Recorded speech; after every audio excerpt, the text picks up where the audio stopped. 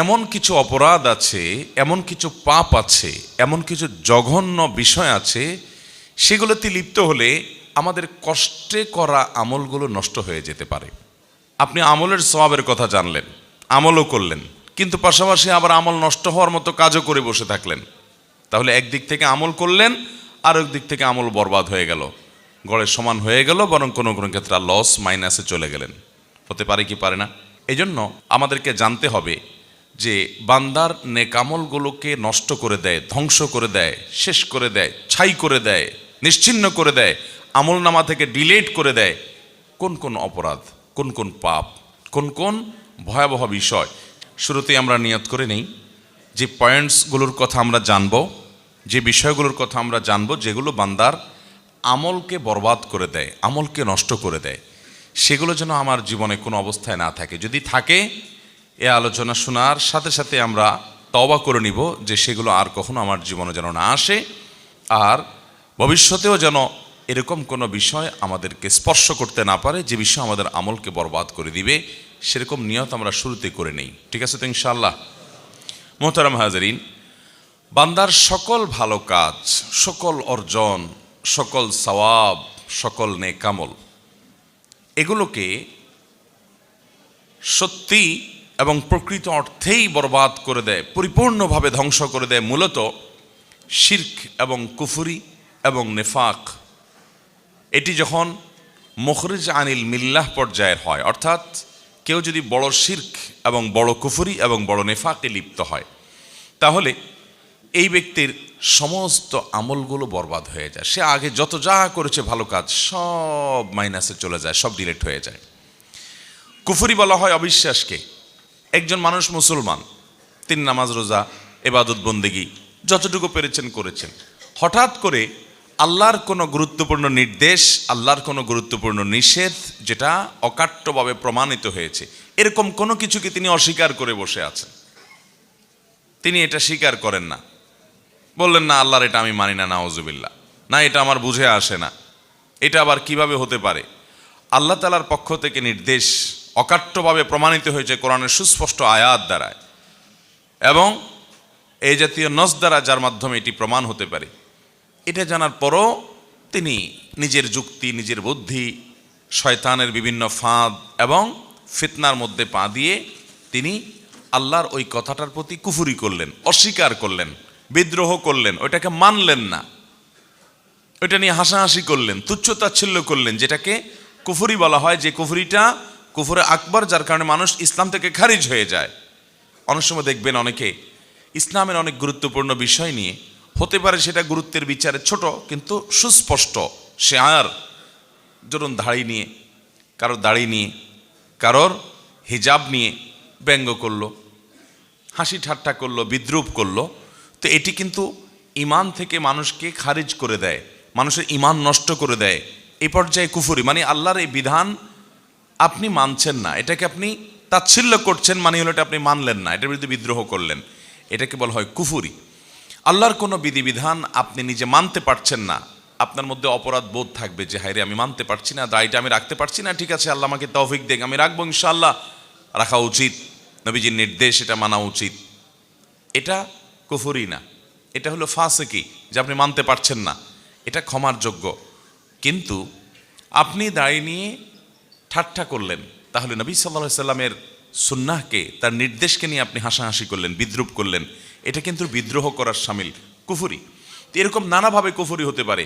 আল্লাহ তাআলা বাবা মার সম্পদে ছেলেদের তুলনায় মেয়েদেরকে অর্ধেক সম্পদ দিয়েছেন, আপনি আল্লাহর নির্দেশকে নিজের বিবেক দিয়ে বুঝতে গিয়ে বলছেন না এটা আবার কেমন হয়ে গেল, আমি এটা মানি না, আমার ছেলে মেয়ে আমি সবাইকে সমান হারে দেবো, একটু বেশি বুঝলেন। আল্লাহ তাআলা যাকে যতটুকু দেওয়া দরকার তাকে ততটুকু দিয়েছেন। আল্লাহ তাআলা সমান অধিকার দেয় নাই, ন্যায্য অধিকার দিয়েছেন। সমান এক জিনিস আর ন্যায্য আরেক জিনিস, যার যতটুকু প্রয়োজন তাকে ততটুকু দিয়েছেন। সব জায়গায় সমান হলে ন্যায্যতা নিশ্চিত হয় না। আপনার দুইটা ছেলে মেয়ে, একটার বয়স 10 আর একটার বয়স 20, সমান সমান দিতে হলে 10 এবং 20 দুইজনকে একই সাইজের জামা দেওয়া লাগবে।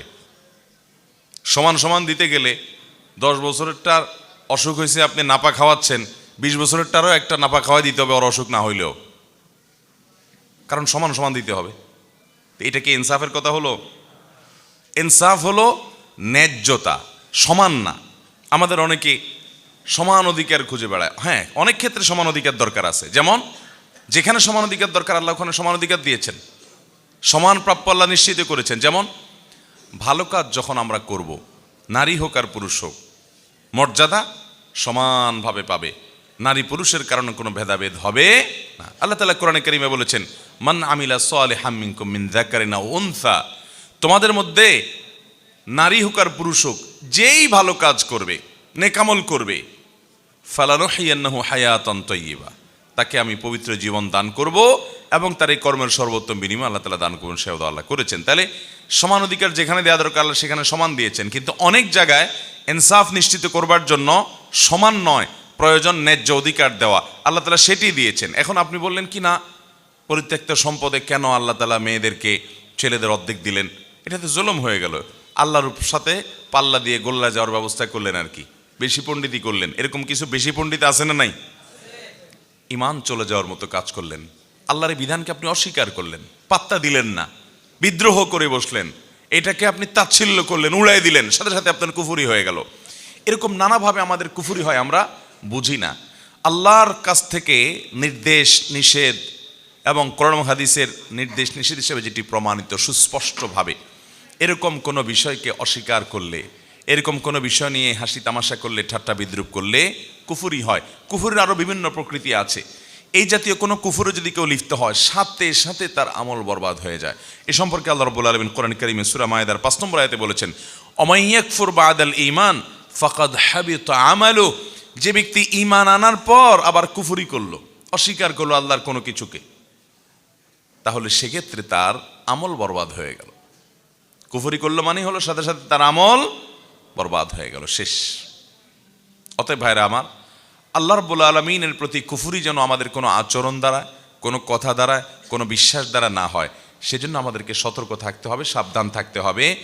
আমান্না সাল্লামনা, ইমানদারের কথা হলো আল্লাহ রাব্বুল আলামিনের আদেশ নিষেধের উপর আমি ঈমান আনলাম, মেনে নিলাম, আমার বুঝে আসুক বা না আসুক।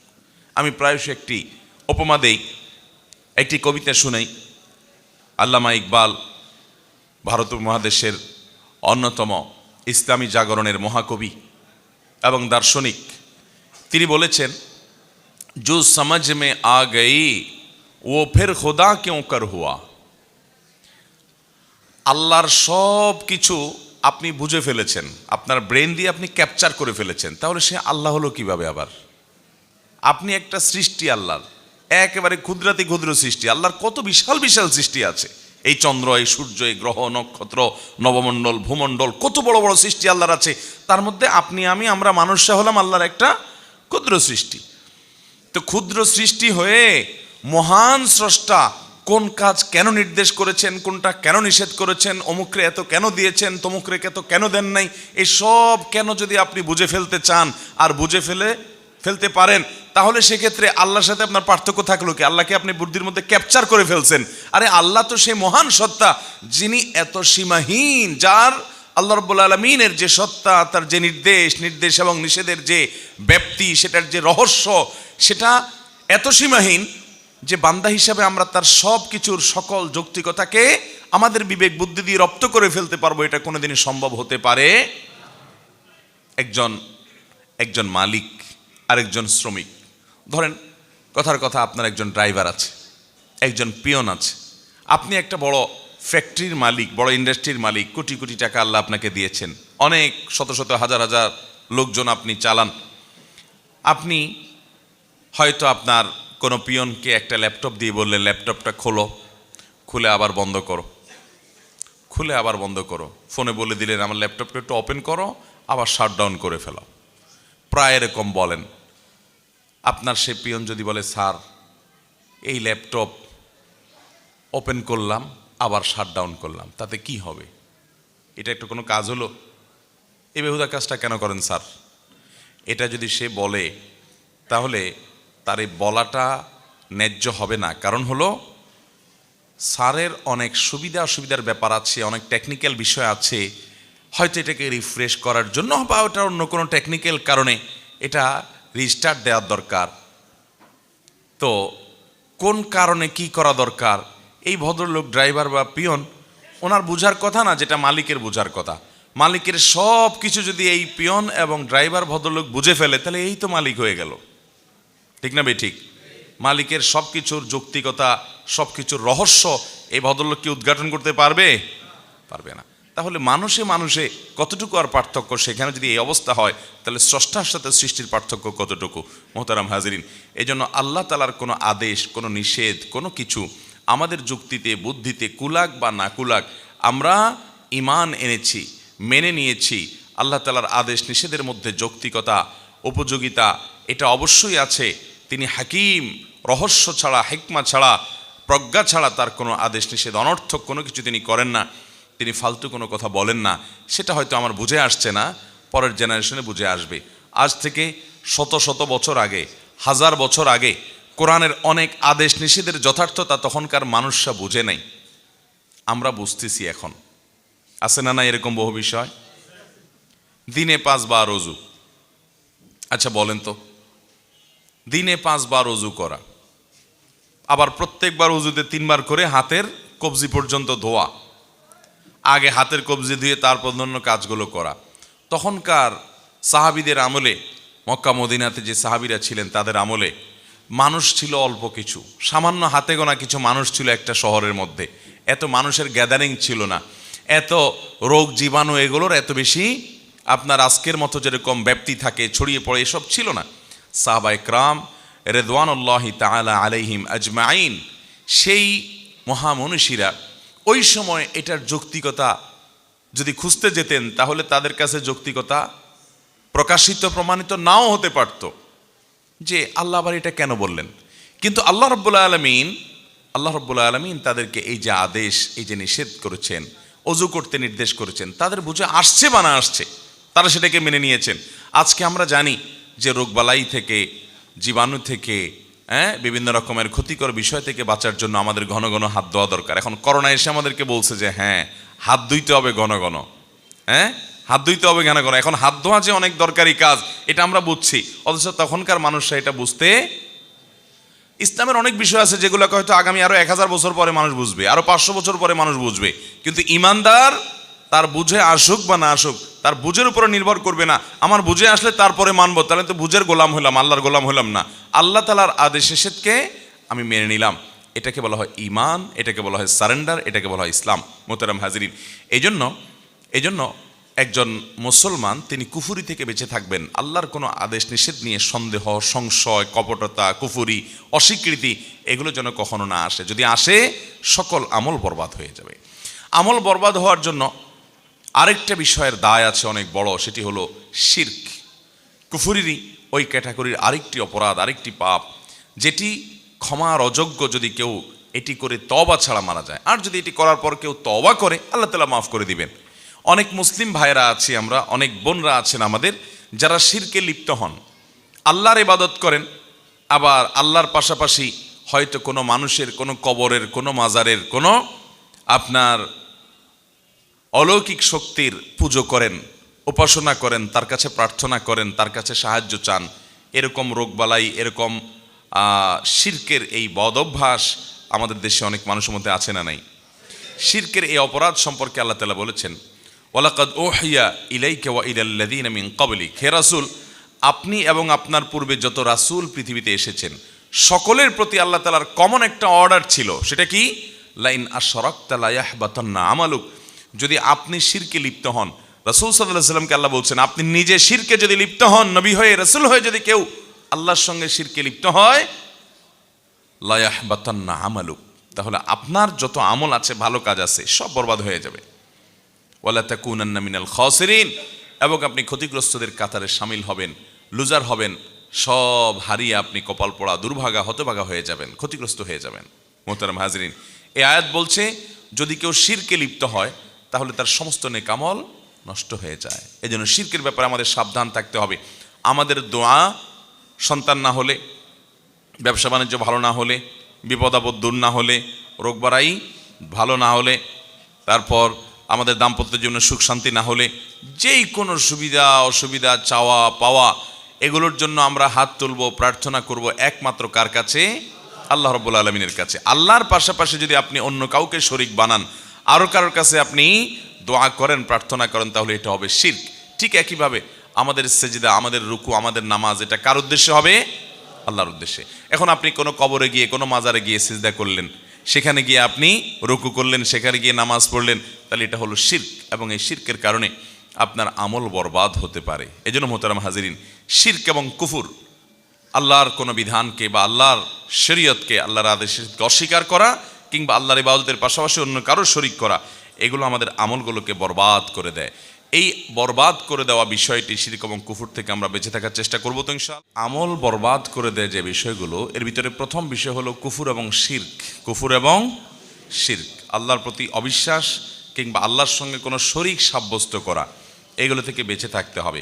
অতএব এগুলো থেকে বাঁচার জন্য আল্লাহর প্রতি কুফর যেন না হয় সে বিষয়ে আমাদের সাবধান থাকতে হবে। তাওহীদ সম্পর্কে ইলম এবং জ্ঞান অর্জন করতে হবে। শিরক সম্পর্কে আমাদেরকে সতর্ক থাকতে হবে যাতে শিরকের অপরাধ না আসে।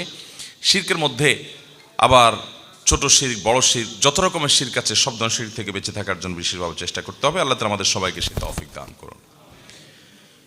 এদিকে কথা শোনাচ্ছে, এত কথা বলেন না, একটু আওয়াজ করেন না। দ্বিতীয় যে বিষয়টি বান্দার আমলকে বরবাদ করে দেয়, নষ্ট করে দেয়, সেটি হলো রিয়া বা লৌকিকতা, মানুষ দেখানো কাজ করা। এটা মানুষের আমলকে বরবাদ করে দেয়।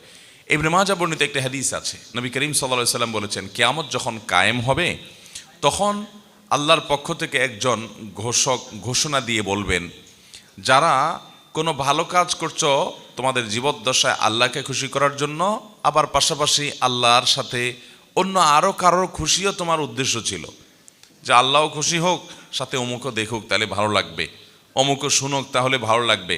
এই যে লোক দেখানো, লোক শোনানো, এই ধরনের আমল যদি তোমরা কেউ করে থাকো, যে সেখানে তোমাদের নিয়তটা পিওর ছিল না, সেখানে ভেজাল ছিল, আল্লাহকে খুশি করার পাশাপাশি বান্দাকে খুশি করার বিষয়টিও সেখানে চলে আসছে, এরকম যদি হয়, তাহলে সেক্ষেত্রে তোমরা তোমাদের বিনিময়, তোমাদের পারিশ্রমিক আল্লাহর কাছ থেকে। এই ভাই কিসে এত যদি কল বাজে, কিভাবে কথা বলবো আমি? এটা সরান, আপনি এখান থেকে বন্ধ করেন, এটা সরান, মোবাইল সরান। হ্যাঁ, তো অফ আগে করেন নাই কেন? এটা কোন ধরনেরই, আপনি কোন মিডিয়া, এটা কোন চ্যানেল? নিজেদের, বুঝতে পারছি। তাহলে মোবাইল বাজবে, সামনে এনে রাখবেন, এটা কোন ধরনের মানুষের সেন্স থাকতে হবে তো। জি ভাই, বলতেছিলাম যে আল্লাহ রাব্বুল আলামিন বান্দাকে যখন কিয়ামতের ময়দানে ডেকে বলবেন যে দুনিয়াতে যদি কোনো ভালো কাজ করো, আল্লাহকে খুশি করার উদ্দেশ্য ছিল, সাথে একটু বান্দারা একটু দেখুক, বান্দারা একটু আমাকে ভালো বলুক, একটু বাহাবা দেখ, সবাই একটু জানুক, একটু ভাবসাব আসবে, এরকম অসৎ উদ্দেশ্য যাদের ছিল, আল্লাহর পক্ষ থেকে ঘোষক ঘোষণা দিয়ে বলবেন তারা যেন তাদের সেই ভালো কাজের সওয়াবের আশা আল্লাহর কাছে না করে, ওইটা আল্লাহকে খুশি করার পাশাপাশি আর যাকে দেখানোর জন্য, যাকে খুশি করার জন্য, যার কাছে গল্প দেওয়ার জন্য করছিলা, তার কাছ থেকে গিয়ে বিনিময় নাও। কারণ ইন্নাল্লাহ আগনা শুরাকা আনে শিরক, আল্লাহ তাআলা তার সাথে যাদেরকে শরীক সাব্যস্ত করা হয়, এসব শরীক টরিকের শিরক থেকে, পার্টনারশিপ থেকে আল্লাহ তাআলা অনেক পবিত্র। এগুলোর কোনো প্রয়োজন আল্লাহ তাআলার নাই। পিওর কোনো আমল আল্লাহর জন্য করলে, যে সেখানে আল্লাহর কাছেই আমি শুধুমাত্র সওয়াব আশা করি, মানুষের কাছে আমার কিছু পাওয়ার আশা নাই, তাহলে সেই আমলটার বিনিময় আল্লাহর কাছে পাওয়া যাবে। যেই আমলটা আল্লাহর কাছে বিনিময় পাশাপাশি বান্দার কাছ থেকে কিছু পাওয়ার আশা বা ধান্দা থাকবে, সে আমলের বিনিময় আল্লাহর কাছে পাওয়া যাবে, ওই আমলটা বরবাদ হয়ে যাবে। সব আমল না, যে আমলটার ভিতরে রিয়া থাকবে, লৌকিকতা থাকবে, লোক দেখানো, লোক শোনানো মানসিকতা থাকবে, ওই আমলটা বরবাদ হয়ে যাবে। আজকাল আমাদের সোশ্যাল মিডিয়ার কারণে, ফেসবুক, ইউটিউব ইত্যাদির কারণে আল্লাহকে খুশি করার জন্য শুধুমাত্র আমল, এরকম আমল খুঁজে পাওয়া বড় কঠিন, বড় কঠিন। নামাজটা পড়লেও পারলে সেলফি যদি তুলে ফেসবুকে দিতে পারি, কিছু লাইক কমেন্ট কামাই হবে, কিছু বাহবা হবে, কিছু লোক নারায় তাকবীর দিবে। মিডিয়ার কল্যাণে আজকাল আমাদের এখলাস ধরে রাখা, এটা সোনার হরিণ হয়ে গেছে, কঠিন হয়ে গেছে, ঠিক না ভাই? ঠিক। মোহতারাম হাজরিন, সেজন্য আল্লাহ রাব্বুল আলামিনের কাছে পানাহ চাইতে হবে। ভাইরা, কত আমল আমরা করছি না জানি রিয়ার কারণে, লোক দেখানো মানসিকতার কারণে, লোক শোনানো মানসিকতার কারণে, লৌকিকতার কারণে আমাদের সেসব আমল বরবাদ হয়ে যাচ্ছে। সেগুলোর কোনো সওয়াব আল্লাহর কাছে আমরা পাবো না। এজন্য একজন ইমানদার তিনি রিয়া থেকে নিজেকে বাঁচানোর জন্য আপ্রাণ চেষ্টা করবেন। বিশেষ করে আর্থিক ইবাদত, যে ইবাদতগুলো সওয়াব করার মতো, যেগুলো মানুষ দেখবে, দেখানো যায় মানুষকে, এই আমলগুলো মানুষকে দেখাদেখি করলে অনেক সময় নিজের মধ্যে ওই মানুষের কাছ থেকেও যে বাহবা পাবো এরকম একটা আশা, এক্সপেক্ট চলে আসে। ঠিক না বেঠিক? ওমরা যাব, হজে যাব, তো কিছু ছবি তুলে ফেসবুকে দিব, কিছু বন্ধুবান্ধব জানবে, তারা দোয়া চাইবে আমার কাছে, তারপর আমার কাছে তারা আমাকে বাহবা দিবে, এরকম আশা অনেক সময় থাকে। ভাইরা আমার, ইমানদার তার গুনাহ বা পাপগুলোকে যেরকম লুকানোর চেষ্টা করে, কেউ যেন না দেখে, কেউ যেন টেন না পায়, যেন চুপো চুপো মোবাইলে খারাপ জিনিস, হারাম জিনিস দেখে শুনে গুনাহকে লুকায় লুকায় করে, যাতে মানুষের কাছে সে ভালো থাকতে পারে, মানুষ যেন তাকে খারাপ মনে না করে। তো গুনাহ যেরকম মানুষ লুকানোর চেষ্টা করে, ইমানদার তার নেক আমলগুলোকেও এরকম লুকানোর চেষ্টা করবে, যে কেউ দেখার পর আমার ভিতরে ভাব চলে আসবে বা কাউকে দেখানোর উদ্দেশ্য আমার মনের মধ্যে আসবে, তাহলে তো আমল বরবাদ হয়ে যেতে পারে, এটা কোনো সওয়াব আমি আল্লাহর কাছে নাও পাইতে পারি। এই জন্য ওই আমলটাকে সেভ করার জন্য, এটাকে নিরাপদ করার জন্য সে লুকাবার চেষ্টা করবে, গল্প দিয়ে বেড়াবে না। তার অনেক কাজ থাকবে কিন্তু মানুষ জানবে না। আর অনেক মানুষ আছে দেখবেন যে যদি সারা বছরে একদিনও তাহাজ্জুদ পড়ার তৌফিক নসিব হয়, ভোর রাতে উঠে, মাশাআল্লাহ, তার সারা দিনের গল্পের মধ্যে, কথাবার্তার মধ্যে, আলাপচারিতার মধ্যে, কনভারসেশনের মধ্যে কোনো না কোনোভাবে ওই বিষয়টা চলে আসেই আসে। ঠিক না বেঠিক? আল্লাহ হজে 2 বার নিয়েছে, এই কথাটা বন্ধু মহলে ডাইরেক্ট কিভাবে বলি, ঘুরায় ফিরায় ছেলে মেয়েকে, নাতি নাতনিকে ডেকে দিয়ে, আমার দ্বিতীয় হজ থেকে আনা যায় নামাজটা নিয়ে আসো তো, দ্বিতীয় হজ থেকে আনা যায় নামাজ। এর মানে হলো, আশেপাশে যারা আছেন শুনতেছেন, আপনারা শুনে রাখেন যে আমি কিন্তু হজ 2 বার করছি, অতএব দ্বিতীয় হজ থেকে আনা যায় নামাজ আনতে বলছি। তো এরকম নানানভাবে মানুষ কৌশলে নিজের বাকাওয়াতি জাহির করার চেষ্টা করে, কি করে না? একজন সৎ ইমানদার বান্দা তার কোনো আমলকে প্রকাশ করার চেষ্টা করবেন না, মানুষের কাছে বাহবা পাওয়ার সন্দেহ করার চেষ্টা করবেন না। হ্যাঁ, প্রকাশ করাটা প্রশংসনীয় হবে কখন? যে দেখা যাচ্ছে কোনো একটা জায়গায় একটা ভালো কাজ সবার করা উচিত বা অনেকের করা উচিত, কিন্তু কেউ করছে না। ধরুন একটা মসজিদে দানের ব্যাপার আসছে, অনেক টাকা দরকার, সবাই এগিয়ে আসা দরকার, কিন্তু কেউ সৎসাহস করে বলছে না। আপনি সেখানে বিসমিল্লাহ করে বললেন, ঠিক আছে আমি 10,000 টাকা দেবো ইনশাআল্লাহ। আপনি জানেন আপনি যদি এটা বলেন তাহলে অন্য আরও অনেকে সাহস করবে, সৎসাহস করবে, তারা আগায় আসবে, তাদেরও নিয়ত হবে। তো সে উদ্দেশ্যে অন্যকে আপনি উৎসাহিত করার উদ্দেশ্যে আপনি এটা করেছেন, তাহলে এটা প্রশংসনীয় হতে পারে। আল্লাহ কোরআনে এই দানকেও প্রশংসা করেছেন। কিন্তু অন্যকে উৎসাহিত করা এটা তো অনেক পরে। আমি প্রকাশ করার পর আমার শরীরে একটা ভাবসাব আসবে, মানুষ আমাকে জানবে, ওরে বাবার এই লোক দিছে 10,000 টাকা, হ্যাঁ, আমাকে মসজিদের অন্যতম ডোনার মনে করে রেসপেক্ট করবে, এরকম একটা ভাবসাব যদি আমার মধ্যে থাকে, সে উদ্দেশ্য যদি থাকে, তাহলে সেক্ষেত্রে আমার মতো রোগীর জন্য আরেকজনকে উৎসাহিত করে দান করানোর চাইতে নিজের আমলটাকে সেফ এবং হেফাজত করার চেষ্টা করতে হবে বেশি। আমরা আমল করে, ভালো কাজ করে গল্প দেওয়ার মানসিকতাটা পরিহার করতে হবে। এটা আমাদের মধ্যে প্রচণ্ড রকম আজকাল ঝেঁকে বসেছে, ব্যাধি আকার ধারণ করেছে। এটাকে বলা হয় শিরকে আসগার আল খাফি।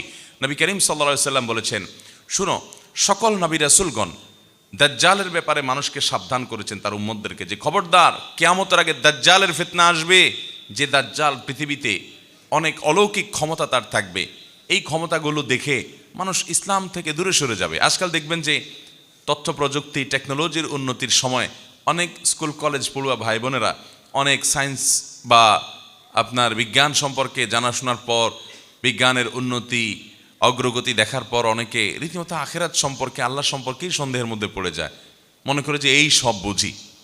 তো দাজ্জাল যখন আসবে তার কাছে আরও অলৌকিকত্ব থাকবে, মানুষ ধোঁয়াশার মধ্যে পড়ে যাবে।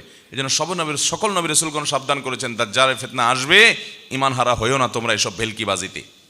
এসব অলৌকিকতা দেখে লাইফটা একেবারে ইজি হয়ে যাবে। রিমোট তো হচ্ছে, রিমোটের চাইতে আরও সামনে অনেক আপ টু ডেট আরও অনেক কিছু হবে এবং একক ক্ষমতা সব চলে আসবে।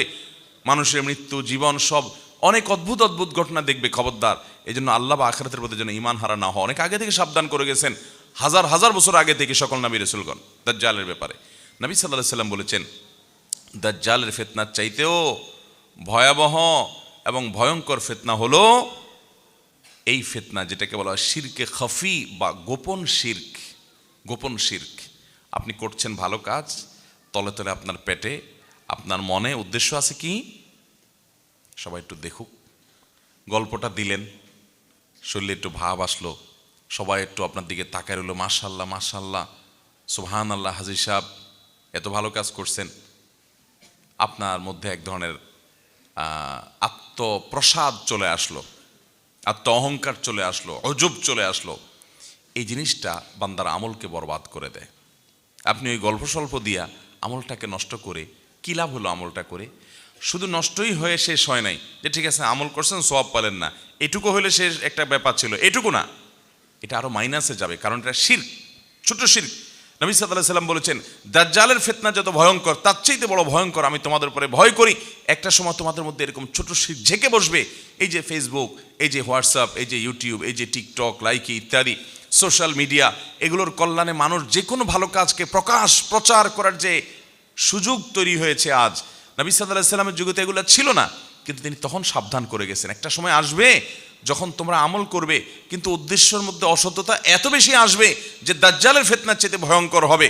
সেটা আজকে আমাদের জনে জনে ঘরে ঘরে হয়ে গেছে। এজন্য একজন ইমানদার হিসেবে আপনার আমার চ্যালেঞ্জ হবে, যেই কোনো ভালো কাজ আল্লাহ করার তৌফিক দিক, আমি সেটাকে লুকাবার চেষ্টা করব। কিছু আমল আছে যেগুলো লুকানোর নয়, আপনি দাঁড়িয়ে রেখেছেন, এটা তো প্রকাশ্য জিনিস। জাকাত দিবেন, ফরজ কাজ, এটা লুকানোর জিনিস না, এটা প্রকাশ্যে দিবেন। কিন্তু আপনি ব্যক্তিগত দান সাদেকা করছেন, আপনি একটা গুনাহ থেকে বাঁচার চেষ্টা করছেন, আপনি একটা নেক আমল করছেন, আপনি তাহাজ্জুদের নামাজ পড়ছেন, আপনি সোমবার বৃহস্পতিবার রোজা রাখছেন, আপনি অন্যান্য নেক আমল কাজ করছেন, সেগুলো আপনাকে মানুষের সামনে গল্প দিয়ে বানানোর উদ্দেশ্য থাকতে পারবে না। হ্যাঁ, কোনো প্রসঙ্গ তো আসলো, আপনি বললেন, কিন্তু গল্পবাজি বা বাহবা নেওয়া উদ্দেশ্য হবে না, লোক শোনানো, লোক দেখানো, এ টার্গেট থাকবে না। তাহলে আপনার আমলটা ঠিক থাকবে। অন্যথায় যে আমল করে মানুষের কাছে ওই যে প্রশংসা কুড়াবেন, আল্লাহর ফেরেশতারা কিয়ামত দিন বলবে, তুমি না অমুকের বাহবা পাওয়ার জন্য বলছিলা, টাকা দান করে এরপর ডানে বামে তাকাইছো, কে কে তোমার দিকে তাকায়, তো ভাব শরীরে আসছে, তো ওখানে তো ফিডব্যাক পেয়ে গেছো, শেষ। আল্লাহর কাছে আর কিছু নেই, বরং এখন শাস্তি আছে যে আল্লাহর সঙ্গে কেন শিরিক করলে, কেন আর অন্য কারো সন্তুষ্টি সেখানে আশা করলে। এই জন্য আমাদের নিয়তগুলোকে প্রতিটা আমলের ক্ষেত্রে আমরা একমাত্র আল্লাহ তাআলার জন্য খালেজ করবো তো ইনশাআল্লাহ। আল্লাহ আমাদেরকে তৌফিক দান করুন। তাহলে আমল নষ্ট করে দেয় যে বিষয়গুলো, এর মধ্যে দ্বিতীয় বিষয় হলো রিয়া এবং লৌকিকতা। সাবধান থাকবো তো ইনশাআল্লাহ। এই রিয়া এবং লৌকিকতা বিশেষ করে অনেক সময় আমল বরবাদ করার মতো পর্যায়ের হয় না, নিজের অজান্তে কিছু লৌকিকতা চলে আসে, সেগুলোতে আমল হয়তো বরবাদ হবে না, কিন্তু সেগুলোও শিরক। এগুলো থেকে বাঁচবেন কিভাবে? কিছু আছে টের পাইছেন আপনি যে আপনার মধ্যে ভাব আসছে, মানুষ দেখানোর উদ্দেশ্য আসছে, কিছু আসছে আপনি টের পান নাই, আপনার নিজের অজান্তে শিরক হয়ে গেছে, এরকম কিছু সূক্ষ্ম শিরক আছে। বাঁচবেন কিভাবে? নবী করিম সাল্লাল্লাহু আলাইহি ওয়াসাল্লাম দোয়া শিক্ষা দিয়েছেন, আল্লাহুম্মা ইন্নী আউযু বিকা আন উশরিকা বিকা ওয়া আনা আ'লাম ওয়া আস্তাগফিরুকা লিমা লা আ'লাম। আল্লাহ, আপনার কাছে পানা চাই, আশ্রয় চাই, আমার জ্ঞাতসারে কোনো শিরক যেন না হয়, আমার অজান্তে অজ্ঞাতসারে যেন কোনো শিরক না হয়। এই উভয় প্রকার শিরক থেকে আল্লাহ আপনার কাছে পানা চাই, আপনার কাছে আশ্রয় চাই। এই দোয়াটা বেশি বেশি করে পাঠ করতে হবে। আল্লাহ আমাদেরকে তৌফিক দান করুন। নাম্বার 3, আমল বিধ্বংস, আমলকে শেষ করে দেয়, আমলকে নষ্ট করে দেয়, বরবাদ করে দেয় যে গুনাহ এবং পাপ অপরাধ যে বিষয়, সেগুলোর মধ্যে থেকে একটি হলো হাসাদ বা হিংসা। অন্যের ভালো দেখতে পারেন না, কারোর সাথে আপনার কম্পিটিশন আছে, ওর ভালো দেখলে আপনার জ্বলে। এই রোগটা আমাদের মধ্যে আছে না নাই? ইমানদারের কলিজাটা হতে হবে ফ্রেশ। আমি কারোর ক্ষতি বা অকল্যাণ চাইবো না, সবার ভালো আশা করব। আল্লাহ অমুকে, আমার সাথে হয়তো তার কোনো কারণে একটু বাদাবাদি আছে, একটু আমার সাথে তার কোনো কারণে হয়তো সে আমার সাথে শত্রুতা করে, হয়তো আছে কোনো কারণে কম্পিটিশন বা অন্য কিছু, তারপরও দিন শেষে আমি একজন মুসলমান হিসেবে কারোর ক্ষতি চাইবো না। আল্লাহ তাকেও ভালো দেখ, তারও রোগ বালায় না হোক, তার ছেলেটা ভালো রেজাল্ট করুক, তার রুটি রুজি ভালো আসুক, তার ব্যবসাটা ভালো হোক, সে সাকসেস হোক, তাতে আমার কোনো সমস্যা তো নাই। কারণ যে আল্লাহ তাকে দিচ্ছে, তাকে দেওয়ার কারণে কি আল্লাহর অভাব হবে, আমাকে দিতে অসুবিধা হবে এরকম? তো এরকম যদি না হয় তাহলে আমার অসুবিধার কথা। আল্লাহ তাকে দিছে, আরও দেখ, আমার কোনো কষ্ট নাই। আমার হয়তো আল্লাহর কাছে চাওয়া হবে, আল্লাহ আপনি তাকে দিয়েছেন ভালো কথা, আমাকেও দেন। আপনি তাকে দিতে পারেন তো আমাকে তো আপনি দিতে পারেন, আমাকেও দিয়েন আল্লাহ। তাকে দেন, আমার দুঃখ নেই, আরও দেন, আমাকেও দিয়েন আল্লাহ। এই হলো ইমানদারের মেন্টালিটি, এরকম থাকতে হবে। আর যদি আপনার মনে হয় আল্লাহ আমাকে দেওয়ার না দাও, ওরে দিও না, আছে না নাই এগুলা? আমার ছেলেটা পাশ করুক আর না করুক, ওর ছেলে জিপিএ 5 পাইছে, এটা আমি শুনতে চাই না, ঠিক না? আমার দোকানে কাস্টমার ঢুকুক আর না ঢুকুক, ওর দোকানে কাস্টমার ঢুকবে আর ব্যাগ ভর্তি জিনিস নিয়ে বাইর হবে, এইটা আমি সহ্য করতে পারবো না। এটারে বলে হিংসা, এটারে বলে কি? অন্তরে জ্বালা পোড়া করে। কারোর ভালো দেখলে অন্তরে চিনচিন করে জলে কিনা খেয়াল করবেন। এটা হলো হিংসা মাপার মিটার। যদি জলে, তাহলে বুঝবেন এই রোগটা আপনার মধ্যে আছে। ভাইরা আমার, হতে পারে দুনিয়াতে চলতে গেলে কেউ আপনার সাথে শত্রুতা করতেছে, শত্রু আপনার শত্রুর জায়গায় আছে, হোক, তাই বলে আপনি তার ক্ষতি কামনা করবেন, তার ভালো আশা করবেন। আচ্ছা, তাকে যে ভালো জিনিসটা দিয়েছেন, এটা কে দিয়েছেন? তা সেটা দেওয়ার কারণে যদি আপনার মনের মধ্যে কষ্ট হয়, তাহলে আল্লাহর দেওয়ার ব্যাপারে, আল্লাহর দানের ব্যাপারে আপনি এক ধরনের অভিযোগ তুললেন, ঠিক না? যে আল্লাহ তাকে দিয়েছে, আপনি সেটা নিয়ে আপত্তি করছেন, মানে আল্লাহর সাথে আপনি পাল্লা দিচ্ছেন, তাহলে তো গোল্লা যাওয়া লাগবে। আল্লাহ যেহেতু তাকে দিছে, আমার এখানে কোনো সে নাই, আল্লাহ আরও দেখ। এগুলো ইমানদারের চাওয়া।